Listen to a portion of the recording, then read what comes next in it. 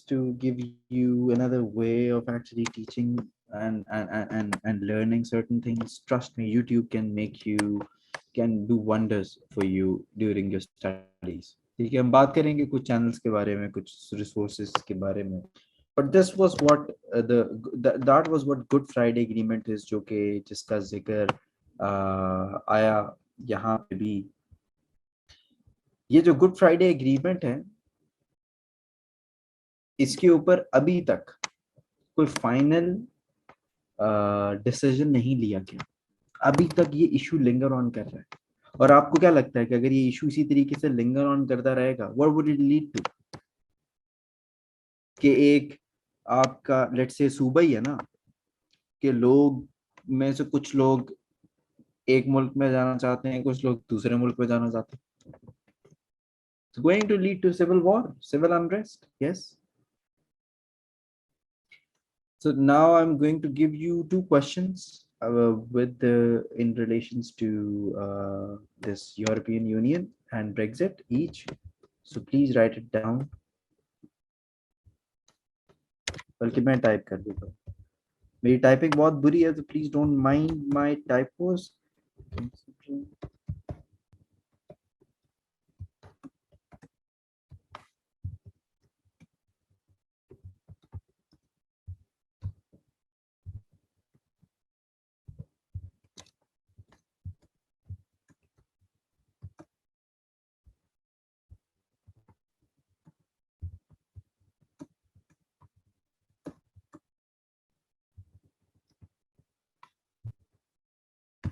ये पहला क्वेश्चन है.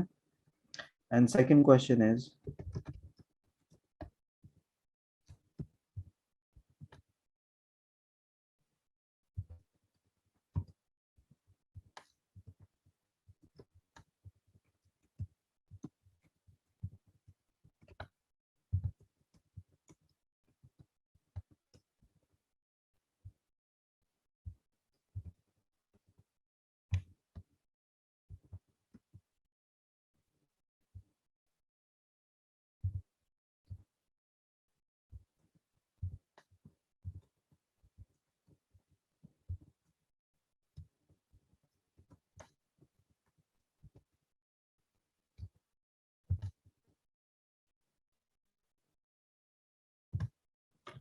सो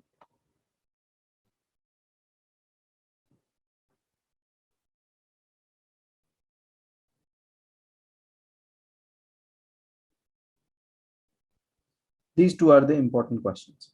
ठीक हो गया? And that is it for your European Union. Any questions on it before we touch NATO? हम उसको NATO को उस तरीके से, अच्छा ऐसा नहीं है कि हम हर ऑर्गेनाइजेशन को एक जैसा ज्यादा या कम टाइम देंगे, उसकी इंपॉर्टेंस के मुताबिक हमने टाइम देना है.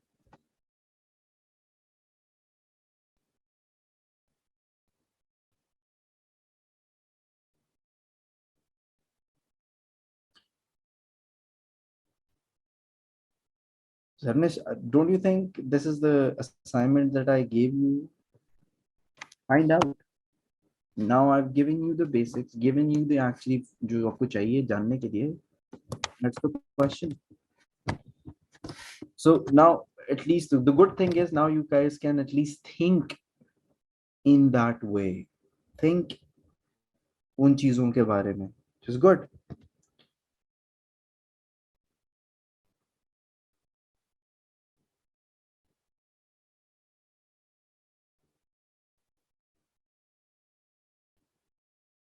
सबको सही से समझ आया? या तो बहुत अच्छा समझ आया या बिल्कुल समझ नहीं आया, because you guys are not asking anything. I hope this is not difficult. I understand I have a little different way of teaching, but what I want to do कि मैं यहाँ पे आके सिर्फ ये नहीं करना चाह रहा कि मैं आपको बता दूं कि फलां चीज ऐसे है, फलां चीज ऐसे है. What I want you guys to do is try and understand कि whatever you guys study, how to assimilate it and how to analyze it.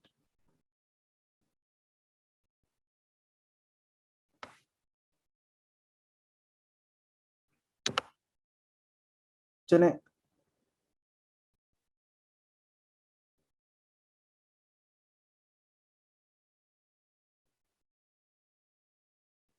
करते हैं, रिसोर्सेज के बारे में बात करते हैं, ठीक है। I take those last 10 minutes. Second है।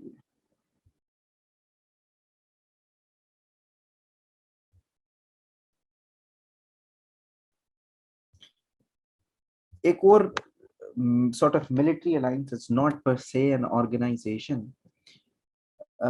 एज के इकोनॉमिक ऑर्गेनाइजेशन नहीं है, एक मिलिट्री ऑर्गेनाइजेशन है नेटो।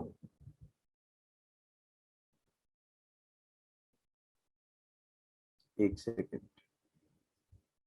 तो उसको मैं ब्रीफली इंट्रोड्यूस करवाना चाहता हूँ, क्योंकि आज कल आप लोग सुनते देखते होंगे पढ़ते होंगे कि यू नो एक यूक्रेन नाम के मुल्क का रशिया नाम के मुल्क के साथ एक कॉन्फ्लिक्ट चल रहा है, तो उसमें बार बार ये नेटो कंट्रीज या नेटो की इंक्लूजन या नेटो में शामिल होने का बात की जाती है। तो क्यों की जाती है, what's the whole debate?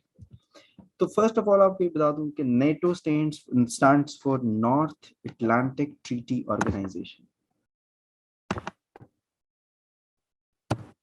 North Atlantic Treaty organisation.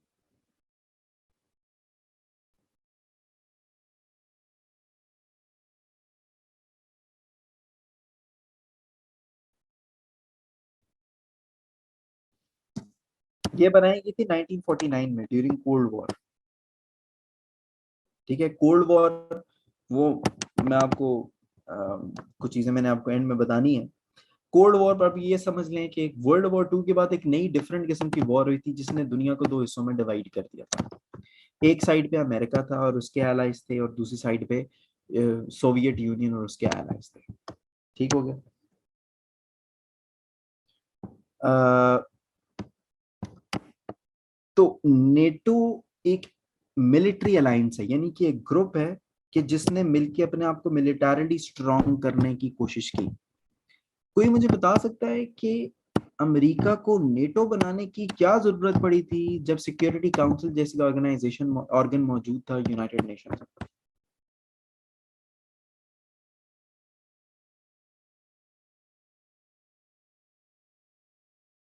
Why when this had security council, then what was the need of NATO?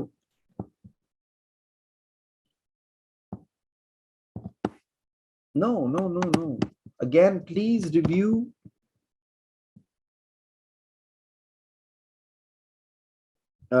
Your United Nations lecture. आप में से एक दो लोगों ने ठीक भी बताया।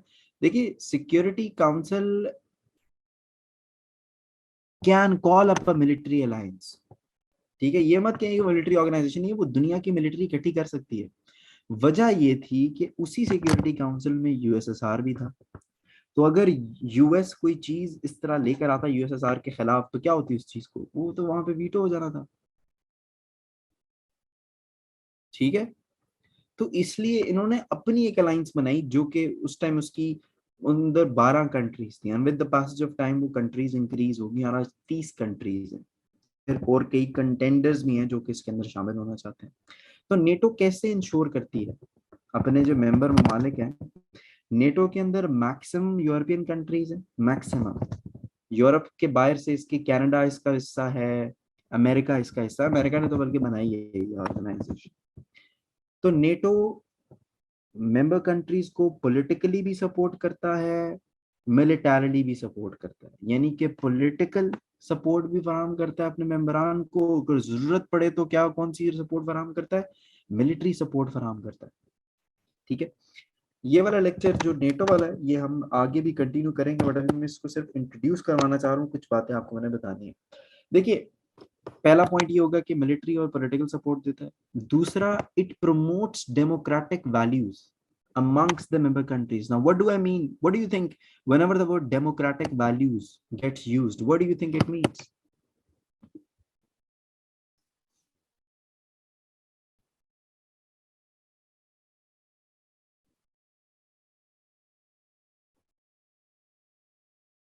What it means that everybody gets equal opportunity.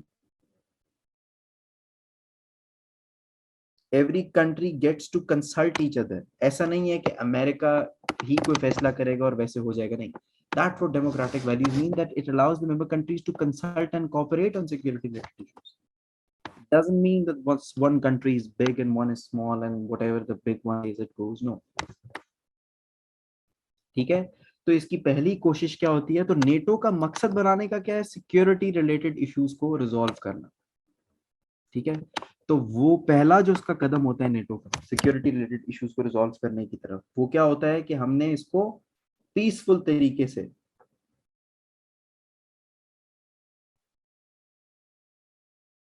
Resolve करना है। बट अगर पीसफुल तरीके से कोई चीज रिजॉल्व ना हो तो फिर नेटो किसकी तरफ जाता है,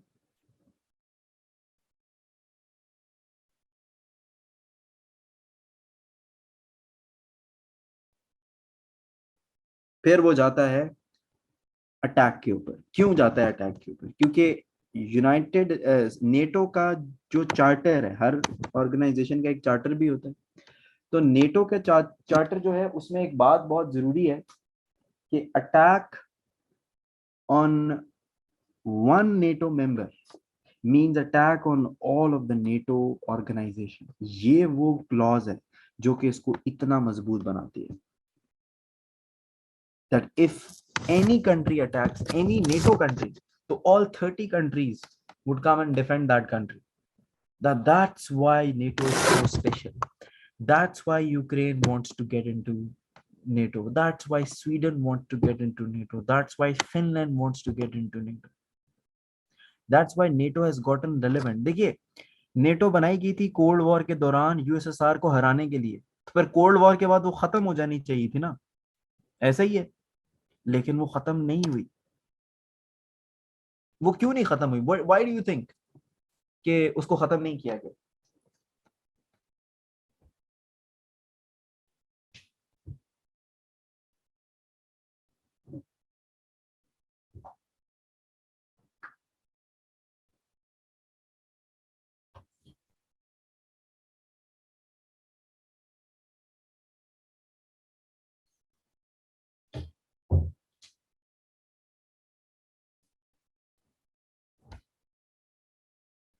देखिए, उनका उनका ये था कि अगर यूएसएसआर जो है वो आज टूट गया तो कल को वो दोबारा एस्टैब्लिश भी हो सकता है, दोबारा चाइना दोबारा रिवाइव कर सकता है, तो they had there apprehensions about it, so they never dismantled it, rather they expanded it।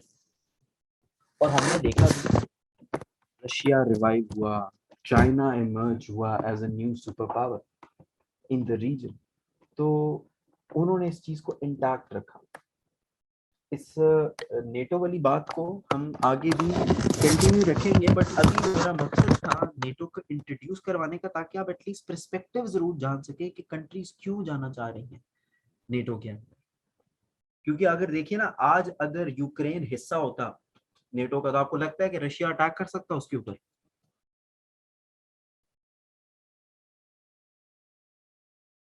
तो नॉन मेंबर कंट्री की तो बात ही हो रही है, मेंबर कंट्रीज क्यों एक दूसरे पे?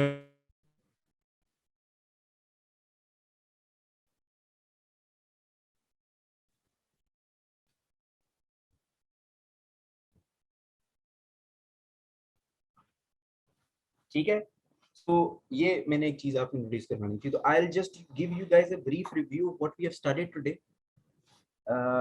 I gave you a very quick review of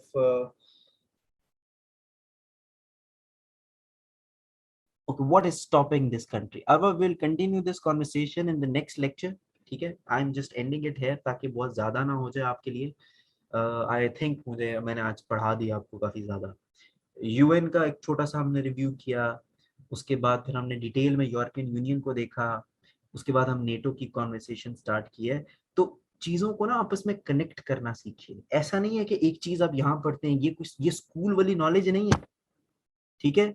ये आपकी कोई कॉलेज वाली नॉलेज नहीं है कि एक किताब है उसमें एक सफे के एक हिस्से से दूसरे हिस्से तक से सवाल का जवाब है। नो, मुझसे लेक्चर के स्टार्ट में किसी ने पूछा था कि इट इज सेड कि it's a very difficult exam and just 20% लोग पास करते हैं। तो पहली बार 20% में only 2% people pass, but I am not telling this to demotivate anybody, I am telling this to motivate everyone. If you put your efforts into it, तो you guys would इंशाल्लाह emerge. अगर आप लोगों को थोड़ी सी मोटिवेशन चाहिए तो search कर लीजिएगा कि like who am I, like how did I get here, आपको खुद पता चल जाएगा what it takes. So sometimes it takes a lot of determination. अच्छा, मैं आखिरी जो कुछ मिनट हैं इसमें बात करना चाहता हूँ, क्योंकि आप सब लोग मुझसे पूछते हैं, आप सारे नए स्टूडेंट्स हैं, नए नए ग्रेजुएट्स होते हैं कि कैसे शुरू किया जाए। तो भाई एक बात मैं बता दूं कि there is no क्राइटेरिया और पैटर्न एज टू कि आप ये चीज करेंगे तो पास हो जाएंगे, ये चीज करेंगे तो पास नहीं होंगे।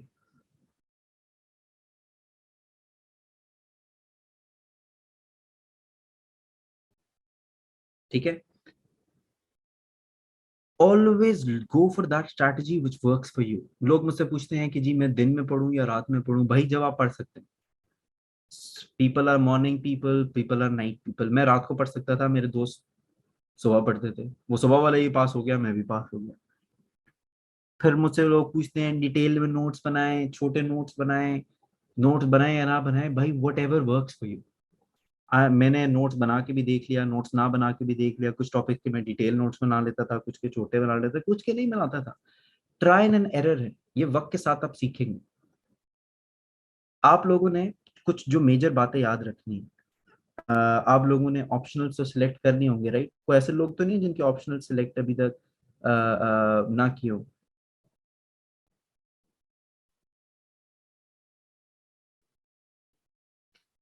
ऑप्शनल्स अगर, फिर भी अगर आपको किसी किसी को प्रॉब्लम है, तो ऑप्शनल्स आप लोगों ने वो लेने हैं जो कि, अगर तो कोई ऑप्शनल आपके बैकग्राउंड के साथ कोलैबोरेट करता है। Now please, I am not taking any individual question about your optionals. I'm just giving you some general advices, so listen to it. Let's say someone has an economics background, please go for economics, go for accounting and auditing, business studies. If it's your forte, go for it, it is going to give you a huge benefit, जरूर लीजिए। फिर लेकिन कुछ इस तरह के लोग भी होते हैं, मेरी तरह के बहुत से लोग आप में से भी होंगे, जो इंजीनियर्स होते हैं या डॉक्टर्स होते हैं, अ, उनका कोई बैकग्राउंड के कोई सब्जेक्ट नहीं होता, तो फिर आपकी अपनी एप्टीट्यूड के ऊपर बात आ जाती है कि किस तरीके से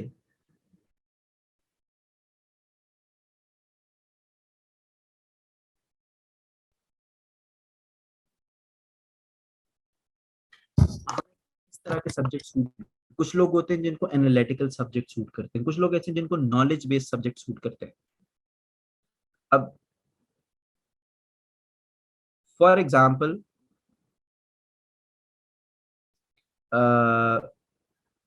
अब आई कांट स्टडी समथिंग जिसमें रट्टा इन्वॉल्व हो, मैं एनालिटिकल सब्जेक्ट की तरफ जाऊंगा, that's again on you, will keep on talking about it. ठीक है, हम इसके ऊपर करते रहेंगे बात। अच्छा, ये आपने चीज याद रखनी है, please get one recommended book her subject के लिए जो आपका सब्जेक्ट है। अब करंट पाकिस्तान अफेयर की कोई किताब नहीं है, इंग्लिश ऐसे, इंग्लिश प्रेसी की किताब है, इंग्लिश ऐसे की कोई किताब नहीं है। बट जिन सब्जेक्ट्स की जो आपके ऑप्शनल है, जिनकी किताबें बताई हुई है, एक रिकमेंडेड किताब तो जाके खरीद सकते हैं ना आप, वो जरूर खरीदिए, जरूर लें एकेडमी की बुक्स। लेकिन एकेडमी की बुक जो होती हैं, वो टेक्स्ट बुक का ऑल्टरनेटिव नहीं हो सकती, उसको सप्लीमेंट करने के लिए होती है। ठीक है,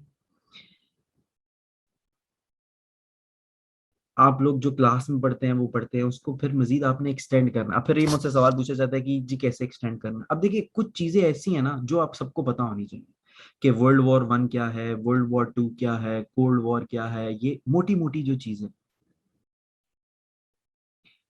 आपने करना क्या है। देखिए, इस तरह के टॉपिक्स की लिस्ट बनाइए जो कि आपको लगता है कि जरूरी है, मत पढ़िए उनसे। I am not asking you guys to read anything about those things, I want you guys to go to YouTube. ठीक है, आज ही जाइए सब लोग, world war 1, world war 2, cold war, इनके बारे में कोई अच्छी डॉक्यूमेंट्री सर्च कीजिए और देख लीजिए, जिसके आपको ज्यादा अच्छे व्यूज लग रहे हैं। कोई 1.5 2 2.5 घंटे की जो डॉक्यूमेंट्री होती है मूवी की तरह की, देख लीजिए। आपको कितनी चीजें नहीं पता चलेंगी आप सोच नहीं सकते। तो आपकी अपनी एफर्ट की बात होती है। ऐसे कई चैनल्स हैं यूट्यूब के अंदर, जैसे एक चैनल की मैंने भी मिसाल दी आपकी, जिसकी मैंने वीडियो भेजी है, वॉक्स इसका नाम है। There are so many others, Al Jazeera है, वॉक्स है। भाई आप पूरे पूरे सब्जेक्ट्स पढ़ना चाहें आप पढ़ सकते हैं उसके ऊपर, but the where it start from, आपका इंटेंट। अगेन मैं फिर कह रहा हूँ कि मजीद इसके ऊपर बात करते रहेंगे, but the most important thing that I can tell you about passing this exam is the how consistent you are in your writing habit. हम पूरा साल लगा के, मैंने लोगों को देखा, लोगों ने 4 4 साल प्रिपरेशन की, सब कुछ पढ़ा, लिखने की प्रैक्टिस नहीं करते थे, वो नहीं पास। जब तक आपके लिखने में कंसिस्टेंसी नहीं आएगी, अब क्या लिखें, कैसे लिखें, कब लिखें, स्टार्ट स्मॉल, कोई चीज पढ़ें, उसको अपने वर्ड्स में समराइज करने की कोशिश करें, then start writing a paragraph, then start writing 2 paragraph, then start writing an answer और इंट्रोडक्शन और a conclusion, bit by bit. Always plan your week, do not plan your day, do not plan your month, always plan weekly. वक्त के साथ साथ आहिस्ता आहिस्ता जितनी आप knowledge mount करेंगे, आपको ये चीजें मजीद क्लियर होती रहेंगी। And everybody has his own strategy, ठीक है। I will try my best, जितना मेरे साथ आपका टाइम लगता है, मैं आपको जितनी भी काम की चीजें आपको मैं बता सकता हूँ, आई विल टेक इट, ठीक है। I had a very good time with you guys. Thank you so much for your patience. Inshallah, I'll see you guys in the next class. Take care. Allah Hafiz.